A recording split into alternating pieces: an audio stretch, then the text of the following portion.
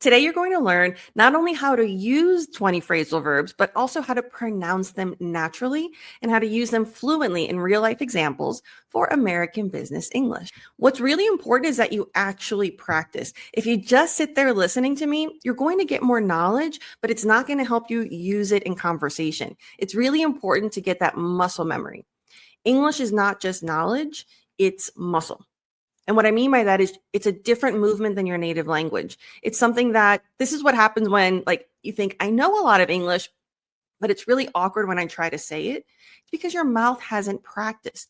I like to always use the example of watching a workout video or watching a video about dance choreography. I can watch it a million times, but if I try to actually do it, it's going to feel awkward. Now, if I do it every time I watch it, that's when you see improvement. So it's really important, even if you think, oh, I know that phrasal verb and you want to skip it, stick around and repeat after me. We're going to do some connected speech practice and some advanced American pronunciation in addition to the phrases. The challenge is sometimes that it's not a literal meaning. So if you're translating word for word, or even if you translate the phrase, it's not going to mean what you think it means. For example, blow up. You might think, oh, that's an explosion. Sure, it can mean that, but sometimes we use it to say, oh, she's blowing up my phone. That doesn't mean she's putting an explosive in my phone. It means that she's calling me or texting me a lot. So the context matters in order to define how to use the phrasal verb. All right. And why do you want to use phrasal verbs? Because we use them all the time. Now, as a native speaker, I can tell you, we don't learn phrasal verbs in school. It's not like a formal lesson. It's something that we pick up along the way. As a non-native speaker, it's really important for you to take the time to learn them because they're so common and because the meaning changes so often. So that's why today our focus is going to be what they mean in specific business English contexts. So if you've ever seen another video with a different definition, that's fine. It also means that, but it just depends on when and where you use it. So let's take a look at our first one. To hand out. Here for the pronunciation, hand out. So this is really important. And by the way, I'm leaving this here. I'm not going to read the definition for you. I know you can read it. I really want you to practice pronouncing it. For example, if you're an Italian speaker, make sure you're really pronouncing the H. So don't say and out, hand out. If you're a Spanish speaker or you speak Arabic, don't do it too hard. I don't want it to sound it's not in your throat. The H in English is in your mouth. It's very breathy. Hand out, hand out. Something very important is notice that when I pronounce it for this individual pronunciation, you can really hear the T. And this is why I always recommend pronounce it in a sentence. Because of connected speech patterns, it does slightly alter the pronunciation, and especially in American English. So if you're practicing hand out, technically that's correct, but let's see what happens when we do it in the sentence. I need to hand out these reports to the team before the meeting. So there's a lot that happens with American English. I need to. So we reduce to Americans do that a lot, like 90% of the time. I need to hand out these, hand out. The American tendency, whereas British English I find is more of that aspirated, that sharp T, we tend to, I call it a half reduction because it's really important to put the tongue in the T position, but you're not going to do the T. So hand out, my tongue is in the T. This is where I find that non-native speakers will overdo the reduction. It's really important to put the tongue there because if you don't, it's going to sound incorrect or awkward to a native speaker. You may hear the difference, but if you don't, that's okay. Just trust the physical movements and placements that I'm telling you. This will help you with clarity. So it's a difference between hand out and hand out. So you can see the mouth change. And again, if you don't hear the difference, that's okay. That's why I'm here. So let's take a look here and try again. You really want to focus on the intonation. I need to hand out these reports to the team before the meeting. Good. And if you need more time, feel free to pause whenever I read the examples out loud. So that's the second time we do it. I always recommend read sentences 3 times. The third time, visualize. Otherwise, you're just going to practice reading in that robotic tone. So I want you to visualize talking to, let's say, your colleague. And they're like, oh, what are you doing with all those papers or whatever? You're like, oh, I need to hand out these reports to the team before the meeting. So there I emphasized before because I'm visualizing telling them when I'm going to do it. And you can practice emphasizing different parts of the sentence and see how that changes the meaning. The next phrasal verb, look into.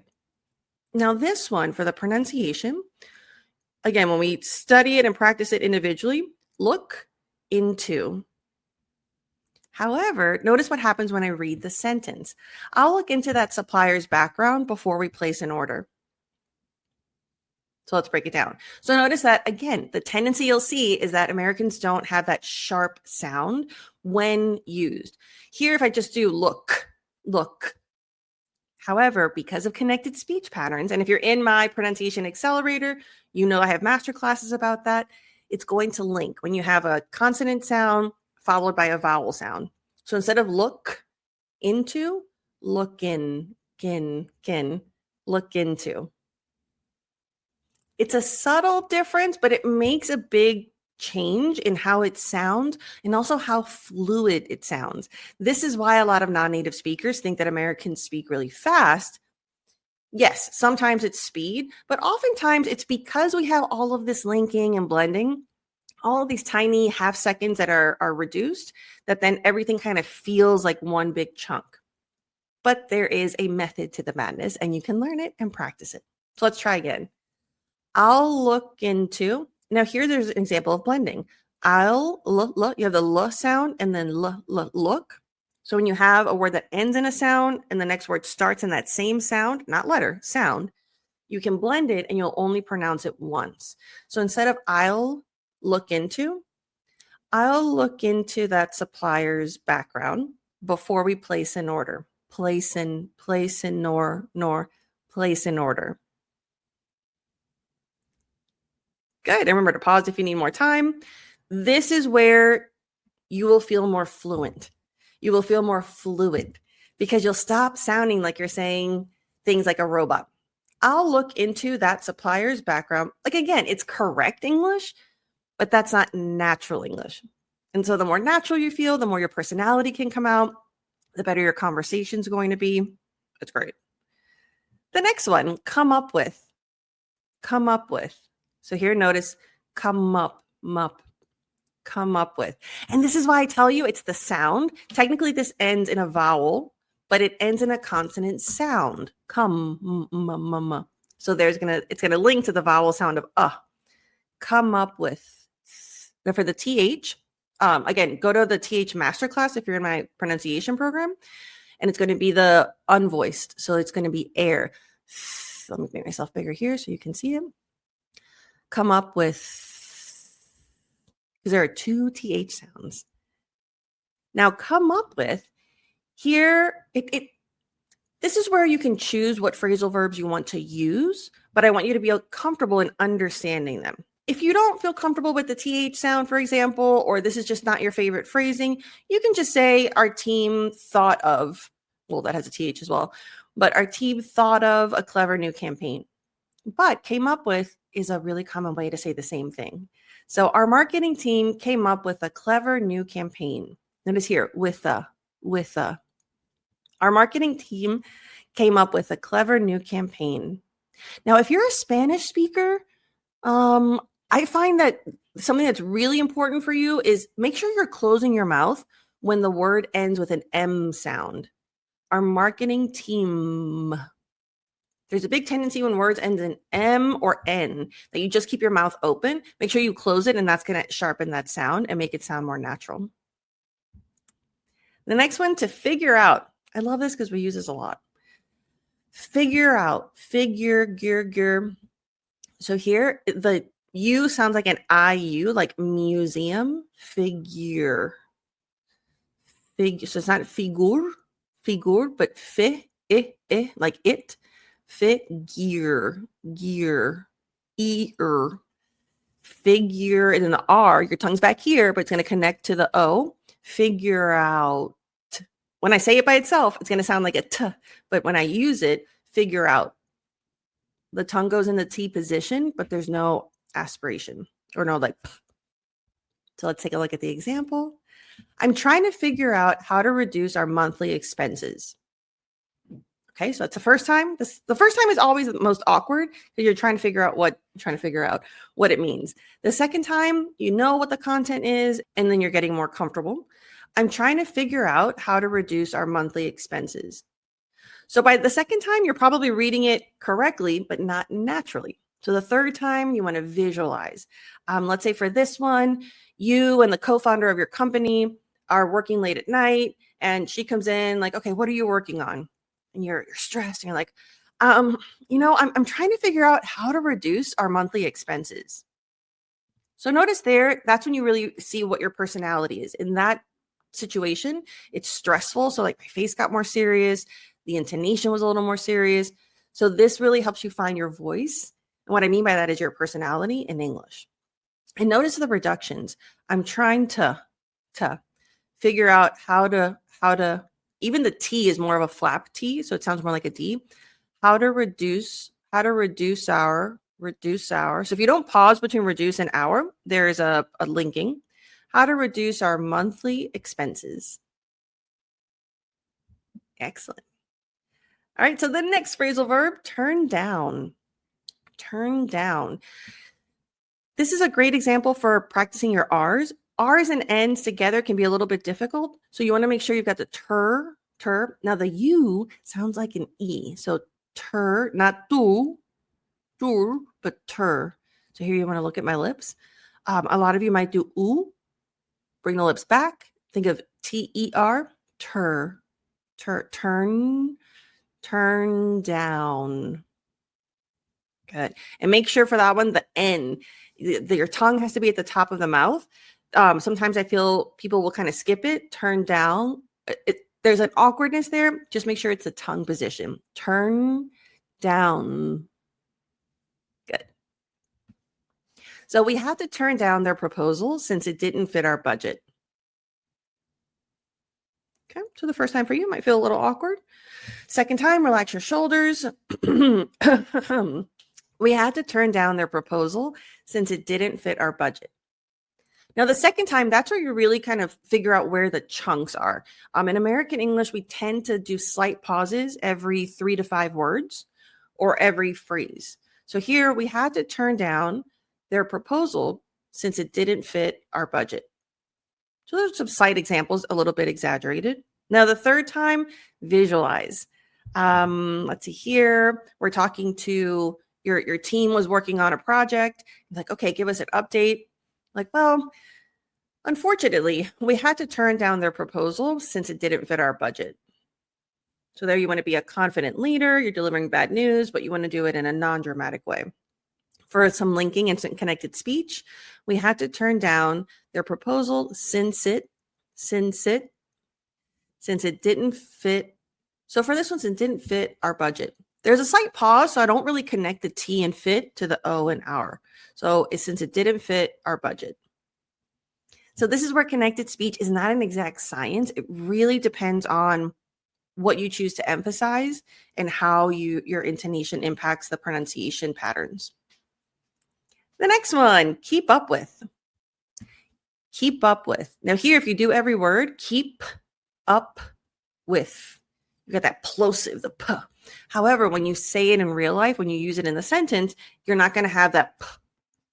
But your lips do need to go in the P shape. Keep up with. So notice I have the P, but not the P. Now be careful. For example, if you speak Farsi and there are a couple of other languages where your P's might sound like B's, just make sure there's no bounce. B versus P. So not keebub, but keep up with. So subtle difference, and that's going to take a little bit of practice, but that's why we're here. And for the example, it's challenging to keep up with all the changes in our industry. Pause if you need more time. Remember, the first time you're getting familiar with it. The second time, relax your shoulders. It's challenging to keep up with all the changes in our industry. Okay, this is where I notice, okay, the way I'm pausing, even though changes and it's the end the consonant sound in the beginning with a vowel sound, I don't link it because of how I'm saying it. And the third time, visualize using it. So for this one, I'm talking to, let's say you're at lunch with a friend who's in a different industry, and you're just kind of venting and not complaining, but venting about the challenges. You're like, well, you know what? It's really challenging to keep up with all the changes in our industry. So notice when I visualize, sometimes I change the words a little bit because when I'm visualizing, I'm using a conversational pattern. And there's certain ways that I like to say things, and this helps you kind of be flexible with your approach and practice and make it more about you. All right, the next one, show up. So this one for your mouth, show. The W is going to come out here. Show up. If you speak German, there are a few other languages where you might pronounce your W's like a V. But what's really important here, don't think about the letter, think about the lips. Show, kind of like BMW. Show water. So notice here, I'm just showing you different ways that you can reset your lips. Show up. Good. All right, the example, the first time, it's going to be awkward, lean into it. I hope all the attendees show up on time for the conference call. Okay, so there's not a lot of personality. I'm just kind of saying it. Second time, okay, I kind of see what it means. I hope all the attendees show up on time for the conference call. So there I'm realizing, okay, there's kind of 3 chunks in there. Cool. So now you're talking to your assistant, and your assistant notices that you're kind of nervous. And they're like, oh, what's up? Like, what's going on? Why are you nervous? You're like, well, I don't know. I hope all the attendees show up on time for the conference call. Like, I'm worried about the time. I'm worried about the schedule. I hope all the attendees show up on time. Now here, show up on, so we have more linking, not just show up, but then we have the P and the O, show up on time. Notice it's not pun. It's softer. There's no air. Show up on time for the conference call. I'm telling you, visualizing for the third time is the game changer between learning how to speak English correctly and practicing how to speak English naturally. And by the way, this is something that I do with all my clients, especially my one-on-one coaching. Read one sentence 3 times every day. Now, the trick, this is to increase your fluency, to increase your confidence. It helps you find your voice. It helps you be more comfortable with intonation, because delivery really matters, especially in leadership roles. Like, how you say something in business in general is a difference between a diplomatic professional relationship and not closing a deal. And then the other thing is, this is how you grow your grammar and vocabulary without studying. So I always recommend, depending on what I'm coaching at the time, for example, if a person is struggling with interrupting a meeting, then we have 7 phrases on how to interrupt a meeting. And then every day they're going to read one 3 times. And for them, they send it to me and get feedback. For you, just do it out loud. It takes 30 seconds, but it makes a huge difference.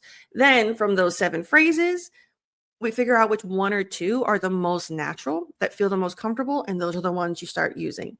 Another great example for how to use this is for small talk, for feeling more comfortable. I would recommend find sentences about things that you're passionate about, your hobbies. For example, if you like skiing, or if you like playing polo, or if you like reading, or if you like painting, whatever your passions are, find sentences, use ChatGPT, or if you follow accounts that talk about that on Instagram, to read their captions. What this is going to do, it's going to make you feel comfortable talking about topics that you're interested in, which means you'll be able to bring it up in conversation and small talk and bond with people. If you're comfortable with that, but you're not really sure how to bring things up in conversation, find phrases that are questions that you can ask, and then practice one question, read it 3 times out loud every day. This is a really fantastic way to build your fluency, but in a way that applies to your everyday conversations. And a lot of times by this level, you don't have time to study, or you don't need, for example, maybe you don't need 20 phrasal verbs, but with this practice, you're going to identify 2 that you really like and that are good for the kinds of things that you talk about, and you're going to use them better and with more confidence. Okay, back to the practice. To catch up on. So ketchup, it does sound like the sauce, the tomato sauce, ketchup. So it's not ka, but ke. Ketchup. The T is the TCH just sounds like a CH. Ketchup. Ketchup on. And let's try it in the sentence. I need to catch up on the latest progress reports before our team meeting. So here I'm trying to show you how it might sound awkward at first. You might slow down a little bit. You might kind of stumble through some words. That's okay. Here we're really getting that muscle practice, getting familiarized with it. Now the second time, a little more fluid. I need to catch up on the latest progress reports before our team meeting. Okay. And now let's say you're talking to a colleague and you're just kind of like saying like what you need to do. Oh, I need to catch up on the latest progress reports before our team meeting. So notice there I'm visualizing a little bit of nervous energy of like, oh, I just remembered. And for the intonation, I need to catch up on. So I started emphasizing on a little more because of the way I was saying it. So this is where if you struggle with what word do you emphasize, I recommend you can listen to examples, for example, using youglish.com. That's a great way to get examples of native speakers or of people using the phrases. But also play around with it. I need to catch up on the latest progress reports before our team meeting. I need to catch up on the latest progress reports. So there, and every change in emphasis kind of changes the implication of it as well. To fill in, so not feel, but like it, fi, fill in, lin. So not fee and not relax your jaw. In fact, if your lips are going out here, look in a mirror or look in your phone. You're going this way, relax, and then massage your jaw a little bit. Fill in. Good. It's a very like relaxed sound. Can you fill in the details about the new client contract? Okay, so you're like, all right, got it. Can you fill in the details about the new client contract? Okay, now you're going to visualize. You're talking to, let's go with the assistant example again. You have your assistant, you're about to prep for a meeting with the client and you need to finish up this stuff. Like, hey, can you fill in the details about the new client contract, please? So notice that because I visualized, I like to be polite and add please. So this is where you want to be flexible and make it your own. The next phrasal verb, carry out. So this one, it's the same as before with ketchup. So it's not kadi, but ke, more like an E sound instead of an A. Carry out. Now here, technically it's a vowel sound with a vowel sound. There's a more advanced pronunciation thing that happens called a Y intrusion. There's a little bit of a yeah sound that links. So carry out. Notice I'm not saying carry out. You're going to hold the air, but keep the tongue in the right position. Our team carried out the market research project on schedule. Always a tough word there. Okay. Now here, if you don't like to say the word schedule because it's hard, and I'll make another video on how to pronounce that one, say on time. If there are words that kill your confidence, find other ways to say it. You're not in school. This isn't a test. Find things that make you confident and that allow you to communicate clearly. You're not going to get extra points for saying hard words. All right. So again, our team carried out. Now, because it's the past tense, the D does kind of go into the O. Our team carried out the market research project on schedule. And this is where you see when you practice just reading it, you're going to sound serious and robotic. That's why the third time you need to visualize. Okay, so here, let's say you're the team lead and you're reporting to the CEO. Like, all right, what did you do? Well, our team carried out the market research project on schedule. So you're going to be proud. You're like, this is a good update. It's always good when you give good updates. Let's try again. But if schedule's hard, which I know it is for most non-native speakers, let's do time, on time, same meaning. Okay, what's your team been doing? Well, our team carried out the market research project on time. So again, there's a little bit more of a positive energy, a smile. I wouldn't have that if I didn't visualize giving good news to the CEO. So this is where it's really, again, you're going to hear me say this a million times, visualize. It is the difference between robotic correct English and English that is you. So I want you to not just speak English. I just want you to speak. And so that's where this kind of training helps you. All right. So for this one, get along with. Getta. So it's a flap T, which means it's going to sound a little bit like a D. Get along. Now for the G sound, make sure, I find like Italian again, I'm trying to think, a couple of other languages will add a vowel sound. Get along. The trick is the G is going to stop in your throat. Get along. You should be able to feel the closure here. Get along. Get along. So not along. Just stop it here. Get along with. Good. Let's practice a sentence. I get along with all my team members very well. Okay, robot. Cool. Now we're going to get a little more familiar with it. I get along with all my team members very well. Okay. So it's better. The intonation, I'm playing around with it. And now this is a good thing. So let's say your spouse is asking you like, oh, how's the new team? Oh, I get along with all my team members very well. So there, I'm talking to my spouse. I'm giving like some good news. I'm a little bit, you can practice being smiley. Like, this is great. Like, oh yeah, I get along with everyone. So here, maybe you wouldn't say all my team members very well. I personally, I'd probably say I get along with everyone. That's more natural for me. So, but you can't get there until you practice this. It's like you get to know the rules so you can break them. Let's see what's next. To run into. I love this one.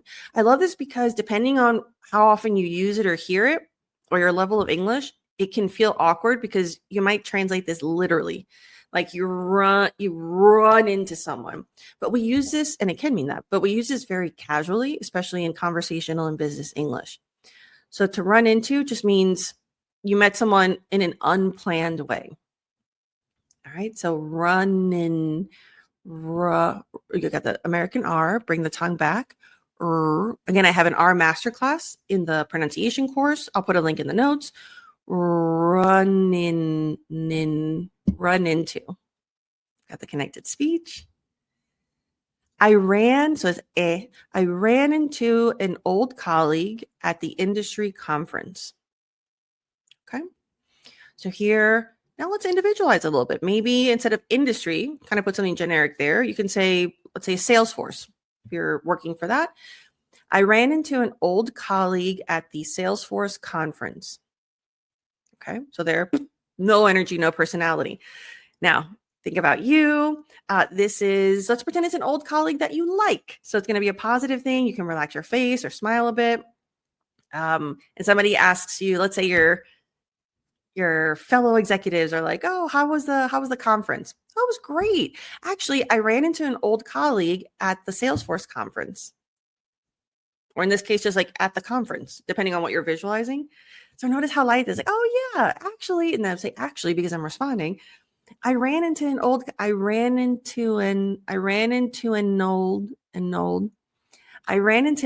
colleague at the Salesforce conference. Got it. Remember, pause and practice as much as you need to. Go over. So just like we had a Y intrusion in another word that ended with a Y, here we have, even though you don't see it, there's a W intrusion. This is more high level stuff, but if you're familiar with that, you know what that means. And if not, I'll show you. Go. There's a W for the linking. So go, not go, but go. So there's an O, like no. It's a difference between, like if you say no, it's going to sound accented. Whereas if you say no, it sounds more American. So these are things that if you're interested in refining the accent, that's an example. Go over. Not there. Over. Over. Small mouth. Good. Let's go over the proposal again before we send it. Okay. Robotic. Relax your shoulders. Notice how often your shoulders get tense. So the reason I keep telling you to do that is because I want you to get in the habit of relaxing your shoulders a lot. And that's going to help you decrease anxiety, because a lot of times your body gets tense and then your mind thinks that there should be anxiety. And when you're in an anxious mindset, from a cognitive perspective, the fluency isn't really there. That's when you feel like you freeze, when you feel like it takes you longer to articulate your thoughts in English. Relax the shoulders. All right, second time.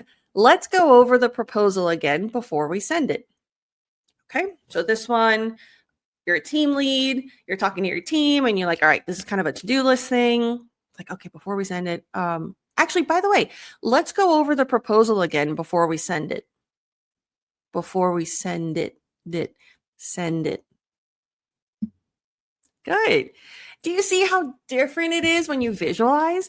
This is why I don't want you to memorize lists. I would rather you, like right now, we're doing 20 sentences that are real life examples that have phrasal verbs. This kind of practice will help you so much more than memorizing 20 phrasal verbs.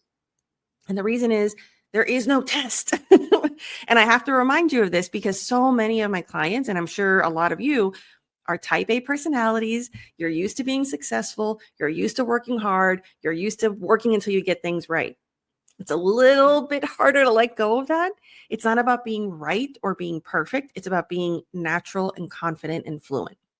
Fluency is the opposite of perfection. And that's really hard at this level and for this particular audience of high achievers. So I want to keep reminding you, more is just more. Doing few that are natural and that are just authentic to your personality and communication style is a much better use of your time. All right. Break down.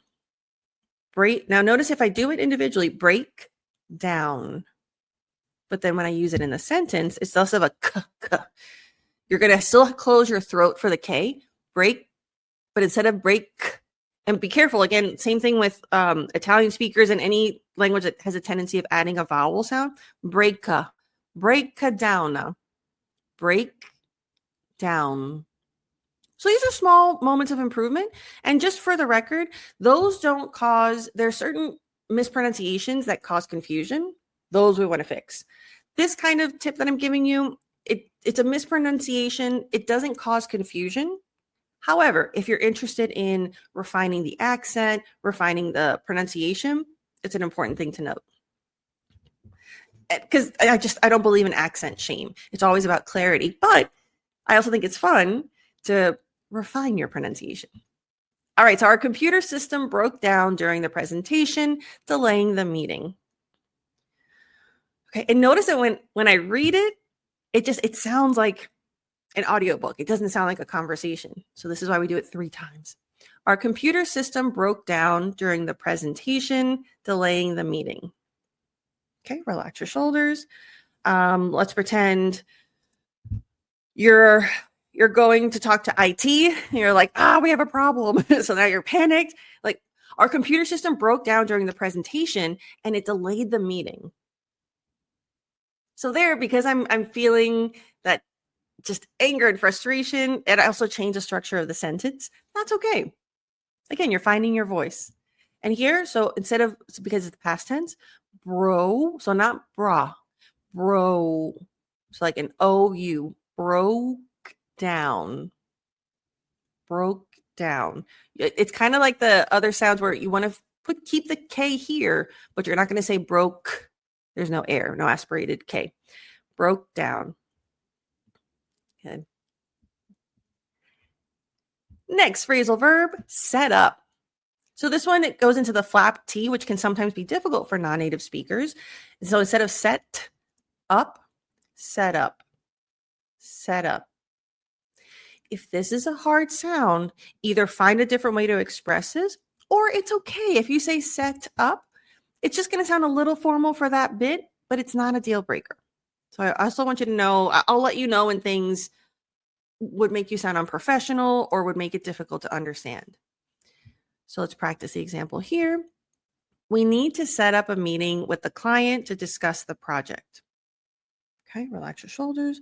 We need to set up a meeting. So here, set up a, got triple linking, set up a, we need to notice the reduction to. If you say to, it's not bad, but just Americans tend to reduce TO a lot. Oh, important note. We only reduce TO, even though TWO and TOO, they technically all sound the same, two. The only one that we reduce is TO. Okay. We need to, okay, so now we're going to visualize. Okay, you're talking to, again, let's be a manager. You're talking to the team. All right, team, we need to set up a meeting with the client to discuss the project. Got your manager voice. Excellent. Call off. Call. So, aw. Think about a cute puppy. Aw, call off. And then the linking, loff. Okay. We had to call off the meeting due to unforeseen circumstances. Okay. We had to call off the meeting due to unforeseen circumstances. Okay. Now let's pretend visualize. Let's say you're the rest of the people that were going to be in the meeting, let's say the executive board. There was a really important meeting about a decision, but the most important person that was supposed to be there got stuck because there was an accident or something they couldn't have planned. Like, where's so-and-so? Oh, you know what? Sorry. We had to call off the meeting due to unforeseen circumstances. We'll reschedule it for next week. So notice there's a little bit of an apologetic tone, but I'm visualizing an executive board. So there's still going to be confidence because I'm part of that board. So it's going to be diplomatic. Work out. So here, if I just do each word individually, work out. Now when we put it together, work out. Make sure your tongue is in the T position, even though you're not going to. We need to work out the details of the contract before we sign. Okay. Relax your shoulders. We need to work out the details of the contract before we sign. If you sound like me, if you sound robotic, if you're just reading it correctly, this is why the third time is where the magic happens. Visualize. You're talking to your team member and you're just talking about the new project. So you're just giving updates. Actually, you know what? Pretend you're giving an update. You have a one-on-one with your manager or the CEO, and they're like, okay, so what's going on this week at the project? Oh, you know what? We need to work out the details of the contract before we sign. So you want to be confident. This is not a delay. You want to frame it as like, this is just something we got to do. We need to work out the details of the contract before we sign.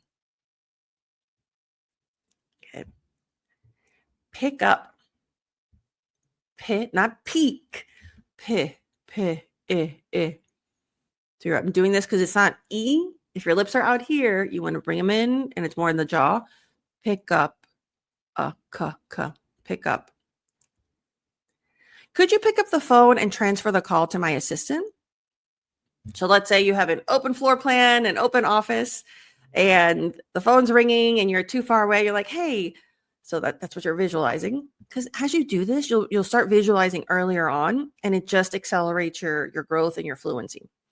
Could you pick up the phone and transfer the call to my assistant? Okay, so you're going to be polite. Maybe you're visualizing it's kind of annoying. You have like one of those modern offices. It's kind of noisy. Like, hey, can you pick up the phone and transfer the call to my assistant? Good. Now this is interesting for pronunciation. Again, if I do each word individually, point out. But when you do the natural pronunciation, point out. I know you don't hear the T's, but you have to put your tongue in the T position. Otherwise, it's not going to sound like words, and people are going to go, huh? And that, when people say, huh, what'd you say? It kills your confidence. And then it just starts this like cycle of insecurity. The manager pointed out a potential issue in the project plan.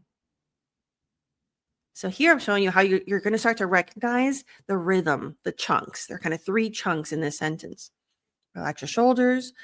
The manager pointed out a potential issue in the project plan. Okay, notice how, no, and you're probably experiencing this too.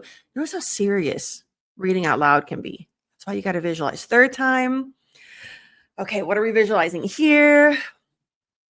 We're visualizing talking about like what's happening on the client end or maybe the production end. So the manager over there, you're giving an update to your team. You know what? The manager pointed out a potential issue in the project plan. You're like, this is a problem.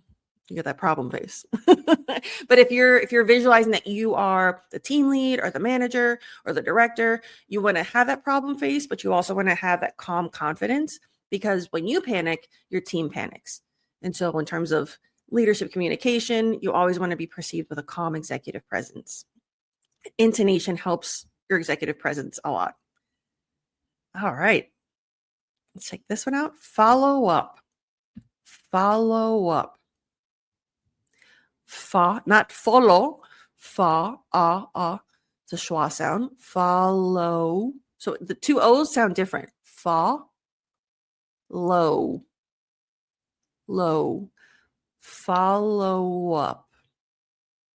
Good. And this is where, if you are in my course for pronunciation and you've got you learn how to use IPA symbols to see the differences. When you look at the pronunciation, you'll notice, oh, there's two different symbols for the O's. If you know what those symbols mean, you can identify them in practice. If you don't, at least you know there's some difference, and that's why it sounds kind of off to you. So follow up. I'll follow up with you next week to discuss the next steps. See? So now you know, if you've always practiced just reading out loud, that's why you always sound robotic. Got to take it to the next level. Second time, relax your shoulders. I'll follow up with you next week to discuss the next steps. Okay, and then visualize. You are meeting with a bunch of other team leads, and we're all doing this like collective project. And then it's the end of the meeting, and you're giving the presentation. So you're like, okay, I'll follow up with you next week to discuss the next steps. So you're talking to like one person. Notice there, it's energetic, and you're like, yeah, this is what we're going to do. It's very confident. And that brings us to the end of today's phrasal verb lessons. If you are interested in my pronunciation program, where I do a lot of this connected speech, it's more advanced. So if you're intermediate to advanced or fluent, this is a really great option for you. If you're interested in one-on-one leadership coaching, I also have a great group program for my Leadership Communication Accelerator. My passion and my specialty is to help you as a professional who's a non-native speaker feel, look, and sound confident in English, because I believe you deserve it. And I believe your English is good enough. You just need to break through the mindset and the fluency blocks so that you can be your best self at work.